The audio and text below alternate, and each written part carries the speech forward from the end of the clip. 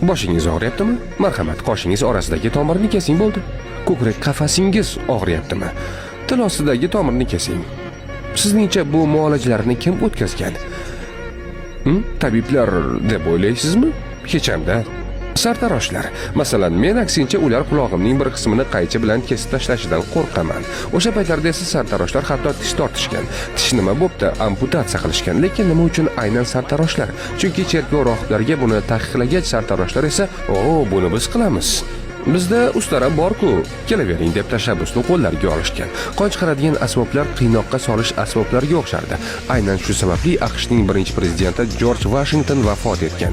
Og'rigan tomoqni davolaymiz deb uning tanasidagi qonning yarmidan ko'pini chiqarishgan. Hozircha qon chiqarishadimi? Ha, chiqarishadi, ammo yanada qadimiyroq yo'sinda, zuluklar yordamida. Buning siri zuluklar nimadir so'rab olishida emas, ya'ni faqatgina bunda emas, axir ular bir yillik ozuqasini so'rab oladi. Gap shundaki, zuluk qonning ivishiga to'sqinlik qilib, qonni tomirlar orqali tez harakatlanishga majbur qiladigan maxsus moddalarni yaraga yuboradi, hamda yara atrofidagi joyni jonlantirib, qonning to'xtab qolishiga yo'l qo'ymaydi.